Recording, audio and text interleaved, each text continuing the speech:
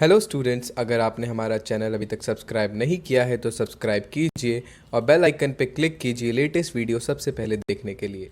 Welcome back students to your very own classes, Apni Commerce classes. Today I will be taking up the last unit of macroeconomics, which is income and employment. So income and employment start करने वाले हैं। सबसे अच्छी बात इस unit की क्या है कि एक तो ये मैक्सिमम मार्क्स कैरी करता है, 12 मार्क्स हमारे बोर्ड एग्जाम्स के हिसाब से। एंड ये सारे जितना आपने अब तक की कंसेप्ट बिल्डिंग करी है मैक्रो इकोनॉमिक्स की, उसको एसिमिलेट करता है, सब चीज़ इसके अंदर आती है। So today we start with this कि what is aggregate demand. Class 11th में आपने डिमांड पढ़ा था, जहाँ पर ये इंडिविजुअल डिमांड की बात हो रही थी ना। एग्रीगेट डिमांड नाम से ही पता लग रहा है, aggregate means sum total. So what is aggregate demand? I have written a definition here that it is a sum total of expenditure that the people plan to incur on the purchase of goods and services produced in the economy during an accounting year corresponding to different levels of income. So what is aggregate demand? सबसे पहले ये total demand है जो लोग खर्च करना चाहते हैं किसी भी एक अकाउंटिंग ईयर में अलग अलग लेवल ऑफ इनकम पे, और इसमें डिमांड सारे गुड्स और सर्विसेज की है।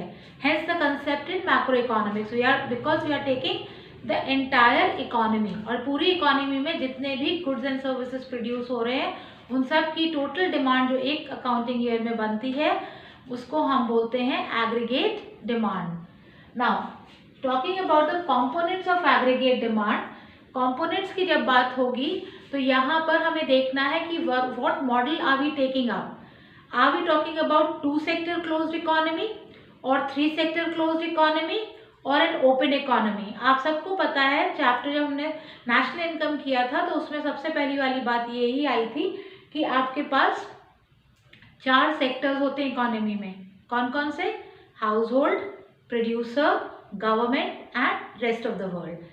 तो जो भी डिमांड इन सब की तरफ से आएगी उस टोटल डिमांड को बोला जाएगा एग्रीगेट डिमांड।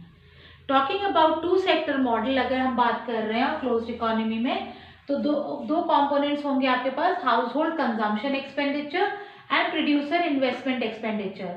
जो आप और हम घरों में खर्चा करते हैं उस टोटल कंजम्पशन को हाउस होल्ड कंजम्पशन एक्सपेंडिचर बोला जाता है, और ये आपका कंपोनेंट जो है वो कैपिटल लेटर सी से दिखाते हैं।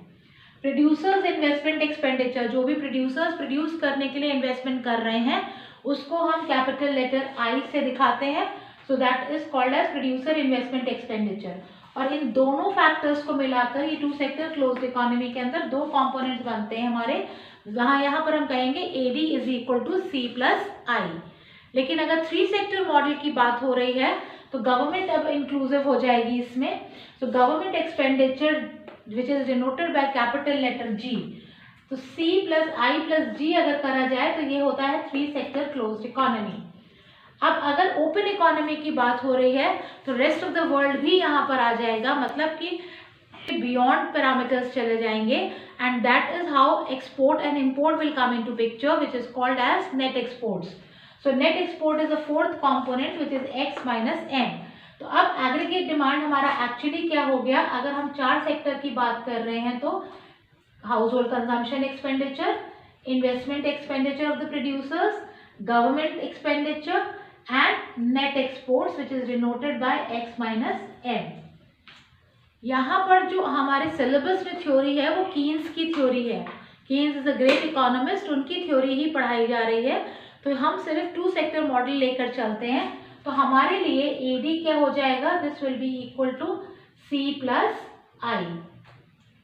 रिमेंबर चिल्ड्रन कि एग्रीगेट डिमांड का अगर आपके पास क्वेश्चन आता है कंपोनेंट्स को लेकर के और आपको कोई क्लैरिफिकेशन नहीं दिया जाता कि इकोनॉमी कैसी, कौन सी इकोनॉमी की बात हो रही है, whether we are talking about two sector closed economy, three sector closed economy और open economy, in that case you will write all the 4 components explaining them one by one. But if it is asking specifically about two sector economy or three sector economy, then you will give the same number of components. For example two sector model ही हमारे course में, तो हमसे अगर पूछा जाता है about two sector closed economy तो AD will become C plus I, या फिर सिंपली क्लोज्ड इकोनॉमी बोला जाता है तो AD will become C plus I plus G. These are the components. Now we'll understand aggregate demand through the graph and schedule. Now look at the aggregate demand schedule. What are we seeing? Corresponding levels income के उसके against aggregate demand कितनी होगी? So y over here is 0. अगर income बिल्कुल नहीं होती है तो भी आप ये याद रखिए कि एग्रीगेट डिमांड की कुछ ना कुछ मिनिमम वैल्यू होगी, क्योंकि एग्रीगेट डिमांड क्या था अभी हमने आपको बताया, AD is equal to what according to the model C plus I. तो यहाँ पे C जो है आपका, या I भी फॉर दैट मैटर, आपका बिल्कुल ज़ीरो नहीं हो सकता। अगर आप कुछ नहीं कमा रहे हैं तो क्या आप कुछ नहीं खर्चा करेंगे? ऐसा नहीं है। हमें जिंदा रहने के लिए, to live we need to spend. So consumption तो आपका फिर भी कुछ ना कुछ मिनिमम कंजम्पशन तो होगा ही। सिमिलरली कंट्री लेवल पर प्रोड्यूसर्स का भी कुछ ना कुछ मिनिमम एक इन्वेस्टमेंट होगा ही। सो AD जो है आपका C प्लस आई, ये दोनों आपके जीरो नहीं हो सकते हैं। जीरो लेवल ऑफ इनकम पे भी there will be certain demand which over here we have denoted as 30. These are all hypothetical figures, but what you need to understand is कि trend जो है वो सेम ही रहेगा। मतलब जैसे जैसे आपकी इनकम बढ़ेगी आपकी डिमांड भी कंट्री के अंदर, इकोनॉमी के अंदर बढ़ती जाएगी। सो ये मैंने फिगर्स लिए हैं, लाइक फॉर एग्जांपल अगर 50 से बढ़ रहा है और यहाँ मैंने इक्वल इंटरवल्स पे इसको बढ़ाया है, सो यहाँ पे 30 और 40 से इंक्रीज करते चल रहे हैं। तो what we see over here is that we have at different levels of income, corresponding to different levels of income, we have aggregate demand. और इसीलिए क्योंकि ये कुछ आपका जीरो लेवल पे 30 से स्टार्ट हो रहा है, इसीलिए एग्रीगेट डिमांड का जो आपका कर्व है वो भी वाई एक्सिस पर स्टार्ट होता है। So this is AD which is equal to C plus I and this is Y. एक रेफरेंस लाइन से ही कीन्स की थ्योरी में पूरे में हमने यूज करा है, वो 45 डिग्री एंगल लाइन होती है which is line of reference, और इसको हम इनकम लाइन बोलते हैं। एक्स एक्सिस पर वी शो इनकम और GDP ऑफ द कंट्री, और एग्रीगेट डिमांड हम यहाँ वाई एक्सिस पे दिखा रहे हैं। So this is how this is going to look like. We will be dealing with this graph over and over again, तो ये थोड़ा और आपके पास क्लियर होता चलेगा। बट अभी let us explore about the components of aggregate demand. इसमें आपके पास हम लोग क्या लेके चलेंगे, AD is equal to C plus I. तो उसमें C कैरेक्टर क्या है और I क्या है उसको भी हम समझते हैं one by one. So we will talking about consumption function और the component C in aggregate demand. AD is equal to C plus I. अब इसमें C क्या है, what this is what we are exploring now. C यहाँ पर हम consumption function नाम ले रहे हैं। कंजम्पशन एक्चुअली दो तरीके का होता है, one is called as autonomous consumption and the other is known as induced consumption. Now autonomous consumption is that consumption which is not depending on the level of income. वैसे भी autonomous का मतलब होता है self regulating या independent, तो this is independent of income। हमने बात करी थी कि अलग अलग levels of income पर जो हमारा aggregate demand होगा उसमें जो consumption का part है, बट कंजम्पशन जो है आपका जो इनकम पे डिपेंड नहीं करता। जो जब इनकम ज़ीरो होती है तब भी जो आपको मिनिमम खर्चा करना है जो to sustain life, that is called as autonomous consumption.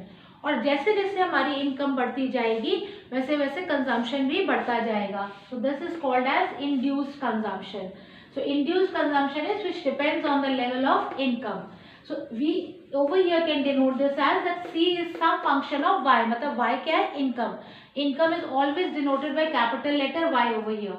तो जो Y पर depend कर रहा है by some factor which is we have denoted by B over here. तो C is equal to BY हो जाएगा. This is induced consumption. तो finally consumption क्या हो गया, autonomous consumption which is denoted by C bar. ये जो autonomous consumption है इसको हम C with a bar sign over here इससे denote करते हैं। तो C is equal to C bar plus BY, मतलब autonomous consumption plus induced consumption. अब अगर कंजम्पशन को भी हम शेड्यूल के फॉर्म में समझें तो जीरो लेवल पर जो ये मिनिमम कंजम्पशन है 20, यही हमारा एक्चुअली क्या है, C बार है। उसके बाद जैसे जैसे हमारे पास इनकम बढ़ती जा रही है वैसे वैसे कंजम्पशन भी बढ़ता जाता है।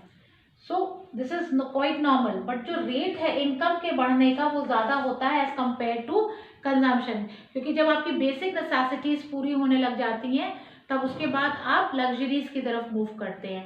लेकिन जब हमारे पास एक बार जितना हम चाहते थे वो सब मिनिमम चीज़ें हमारे पास आ गई तो हमारे अंदर थोड़ी सी टेंडेंसी सेव करने की शुरू हो जाती है। So over here what we see is कि वाई जो है वो शुरू में आपके पास कम है और आपकी ज़रूरतें ज़्यादा हैं, so you are spending more, but at some point ये वाई जो है वो सी के बराबर हो जाएगा। अब वाई का जो रेट है वो बढ़ने का ज़्यादा है, कंजम्पशन का कम है, सो अकॉर्डिंगली यहाँ पर ये बढ़ जाता है। उसके बाद व्हाट वी सी इज कि इनकम ज़्यादा हो गई और कंजम्पशन कम हो गया। तो ये वाला पार्ट जहाँ पर इनकम आपकी कम है और कंजम्पशन ज़्यादा है, इसको हम बोलते हैं डिस सेविंग्स। मतलब ये पैसा कहाँ से खर्च कर रहे हैं, हम अपनी पास्ट सेविंग से खर्च कर रहे हैं। तो इसको हमने वर्ड दिया हुआ, जो टर्म यूज किया जाता है वो है डिस सेविंग्स। जब आपके पास कंजम्पशन और इनकम बराबर होता है तो this is known as break even point. And finally जब आपके पास इनकम ज्यादा हो जाती है और कंजम्पशन कम हो जाता है तो you are doing what, you are starting savings, क्योंकि इनकम को आप या तो कंज्यूम कर सकते हैं या सेव कर सकते हैं। इसको मैंने ग्राफ के फॉर्म में भी एक्सप्लेन करा है। यहाँ पर जो आपका जीरो लेवल पर मिनिमम कंजम्पशन है सी बार, ये ऑटोनोमस कंजम्पशन, और यहाँ से आपकी कंजम्पशन लाइन स्टार्ट होती है। वही 45 डिग्री रेफरेंस लाइन हमने यूज करी है which is denoting income in the country. So this is Y line, line of reference 45 degree जो इनकम की है। जब इनकम ज़्यादा आपके पास कंजम्पशन ज़्यादा है और इनकम कम है तो ये दिस सेविंग्स का पार्ट हो गया। जब दोनों बराबर है तो this is known as break even point. और जब इनकम ज़्यादा है और सेविंग्स कम है, सॉरी इनकम ज़्यादा है और कंजम्पशन कम है तो इसको हम क्या बोलते हैं, सेविंग्स बोलते हैं। So this is your consumption graph. Now will be learning about the slope of consumption also. इससे हमें थोड़ा ये फैक्टर ऑफ बी, जो ये बी था, ये भी थोड़ा क्लियर हो जाएगा। To understand the slope of C line, I have drawn this graph again. ये कंजम्पशन लाइन है, ये इनकम लाइन है जो अभी एक्सप्लेन करी आपको, 45 degree reference line, and this is consumption line जो वाई एक्सिस से स्टार्ट हो रही है with the minimum consumption of C bar. Now अगर हमें स्लोप निकालना है इस लाइन का तो what we will do, will mark 2 points, और इस पॉइंट से इस पॉइंट पर आने पर जो चेंज है वो यहाँ पर, क्योंकि हम कंजम्पशन दिखा रहे हैं so this is change in consumption, और इस पॉइंट से इस पॉइंट पर आने पे जो यहाँ पर हम इनकम दिखा रहे हैं so this is change in income. Slope of any line is perpendicular upon base, so slope of C line will become delta C, that is perpendicular delta C, and base is delta Y. Slope of C line will be delta C upon delta Y. Now slope of line actually क्या दिखा रहा है, it is showing the rate at which C increases in response to the given increase in Y.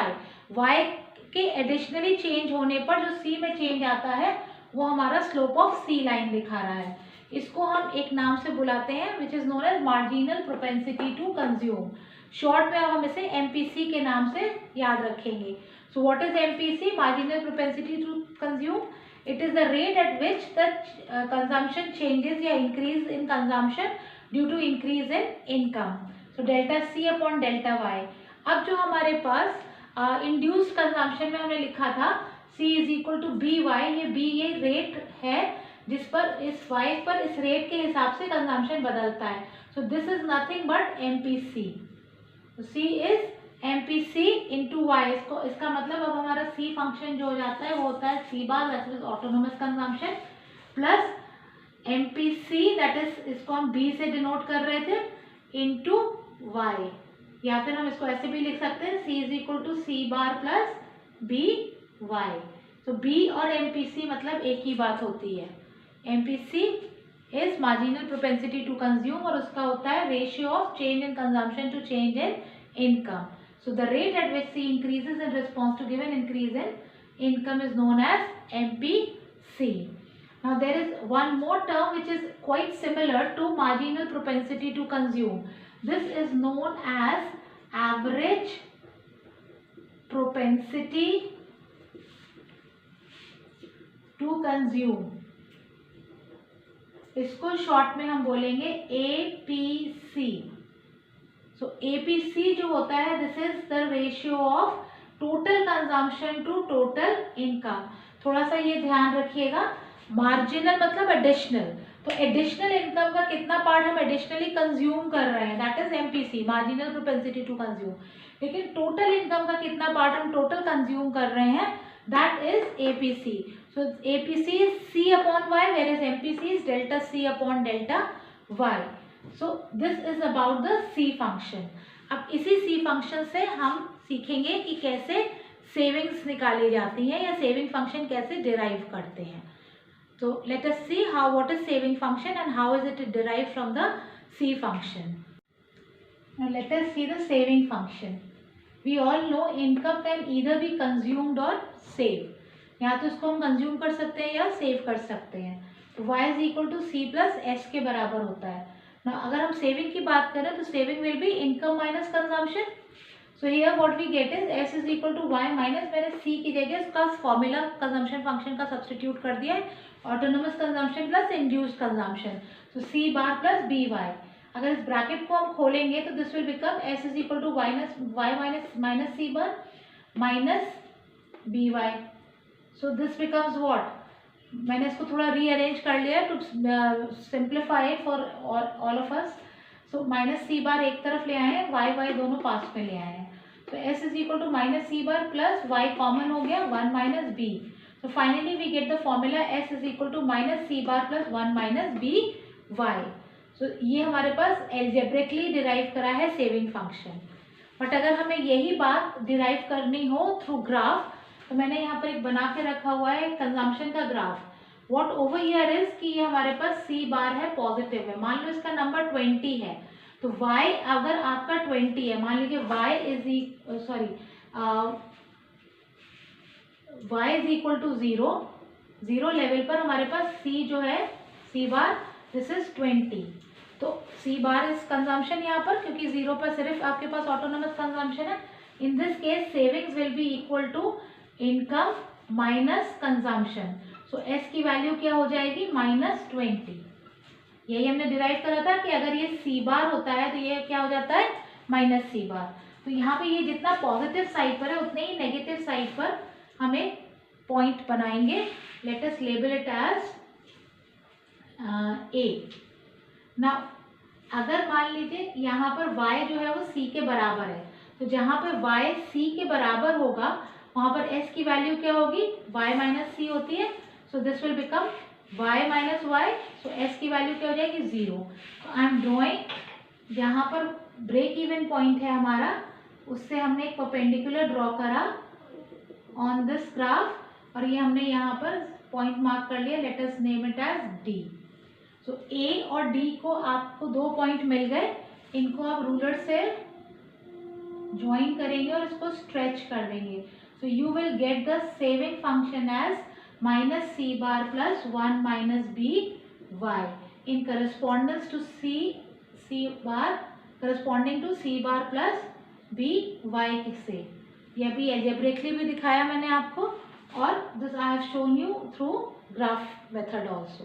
So this is how the saving function is derived. This also comes as a question in your CBSE board exams. Board exam में ये भी question आता है, derive saving from function from consumption और consumption from saving. So either ways आपको ये diagram के through ही पूछा जाता है ज़्यादातर, तो ये आपको समझना ज़्यादा ज़रूरी है। अगर हम इसको न्यूमेरिकल फॉर्म में बात समझना चाहते हैं, तो मान लीजिए सी फंक्शन दिया हुआ है 20 plus 0.8y। In that case S जो होगा सेविंग फंक्शन क्या हो जाएगा, सी की जगह अगर आप बात कर रहे हैं कि this is C bar plus B Y, तो एस क्या होता है माइनस सी बार, तो -20 हो गया, plus 1 minus B Y, 1 minus B 1 minus 0.8 Y. So this will become S is equal to -20 plus 0.2 y. This is how you get the corresponding saving functions. जो भी आपको c फंक्शन दिया हो उससे आप सेविंग फंक्शन को कैसे समझ सकते हैं। Now there are certain things more to it, like the slope of saving, MPS and APS, which we will understand now. Slope of s function वैसे ही डिराइव करेंगे जैसे हमने स्लोप ऑफ c फंक्शन किया था अभी। सो स्लोप ऑफ s फंक्शन क्या है हमारा, आपको s लाइन अभी अभी जो हमने बनाई, ये इस तरह से s लाइन है हमारी सेविंग फंक्शन की, coming from point a two point b। मान लीजिए 2 पॉइंट हमने मार्क करे हैं, this is change in saving and this is change in income. इस पॉइंट से इस पॉइंट पर आने पर हमारे पास यहाँ पर हमने y एक्सिस पे सेविंग दिखाई है, so this becomes delta s, and ये हमने मार्क करा है delta y। So slope of S line perpendicular upon base again. So perpendicular is delta S and base is delta Y. This is also known as marginal propensity to save. So what is marginal propensity to save? It is the additional saving due to additional income. The ratio of additional saving to additional income. और इसी से एक और मिलता जुलता term है हमारे पास, average propensity to save. Short में इसको हम बोलेंगे APS. तो ये है आपका total savings to total income. So average propensity to save is APS is equal to S upon Y. ये total saving to total income होता है, ये additional saving to additional income होता है. तो आज के इस लेक्चर में हमने कितनी चीजें सीखी. We understood one formula as C function which is C is equal to C bar plus DY. दूसरा हमने समझा that AD is equal to C plus I. Third हमने समझा है that S is equal to minus C bar plus 1 minus BY. Fourth हमने समझा है यहाँ पर that Y is equal to C plus S. Then we have MPC which is equal to delta C upon delta Y. Then we have MPS which is delta S upon delta Y. Then we have APC which is total consumption to total income. And finally APS which is total savings to total income. There are certain other relationships also which I will take up in my next lecture. Till then, don't forget to like, share and subscribe to this channel. Thank you, students.